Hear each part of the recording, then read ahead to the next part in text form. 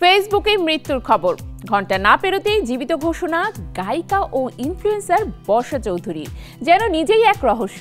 তৃতীয় বিয়ের পর বিতর্ক, এবার মৃত্যু নাটক। নেটিজেনদের কপালে ভাঁজ।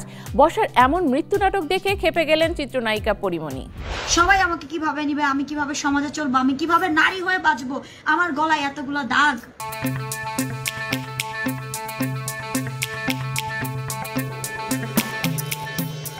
7 মে বুধবার দুপুরে হঠাৎ করে যেন কেঁপে উঠল সোশ্যাল মিডিয়া।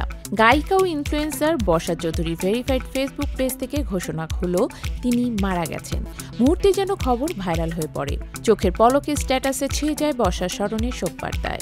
নারী উদ্যোক্তা ও সোশ্যাল মিডিয়ার ইনফ্লুয়েন্সার বারিশা হকও এক পোস্টে বর্ষার মৃত্যুর খবর নিশ্চিত করেন।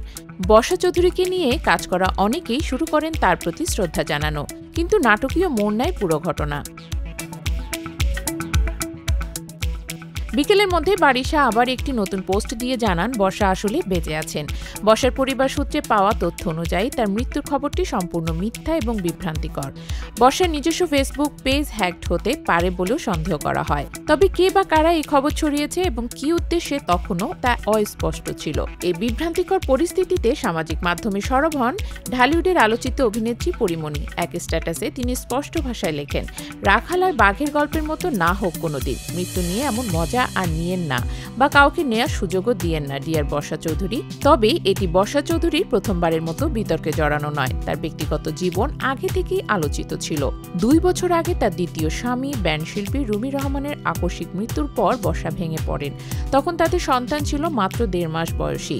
তবে চলতি বছরের 16 মাস সেই আবেগকে পেছনে ফেলে বর্ষা তৃতীয়বারের মতো বিয়ে করেন। এইবার বর হলেন ঢাকাই সিনেমার অভিনেতা রাসেল মিয়া। সবাই আমাকে কিভাবে নিবে, আমি কিভাবে সমাজে চলবো, আমি কিভাবে নারী হয়ে বাঁচবো, আমার গলায় এতগুলো দাগ। বিয়ের পর কিছুদিন শান্তিপূর্ণ সময় কাটলেও গত মাসে আবারও বিতর্কের নাম ওঠে বর্ষার। 65 লাখ টাকা যৌতুক দাবির অভিযোগে এনে বর্ষা স্বামী রাসেল মিয়ার বিরুদ্ধে সবুজবাগ থানায় মামলা করেন। এর জবাবে রাসেল ফেসবুক লাইভে এসে নিজের অবস্থান তুলে ধরে পরে থানায় স্বেচ্ছায় আত্মসমর্পণ করেন। সব মিলিয়ে বর্ষা চৌধুরী যেন এক চলন্ত ট্রেন, মাঝে মধ্যে লাইনচ্যুত, আবার নতুন গন্তব্যে ছুটে চলা। মৃত্যুর গুজব থেকে শুরু করে ব্যক্তিগত সম্পর্কে টানাপোড়েন সোশ্যাল মিডিয়ায় এখন বর্ষার নাম মানেই বিতর্ক, চমক আর রহস্যের মিশেল।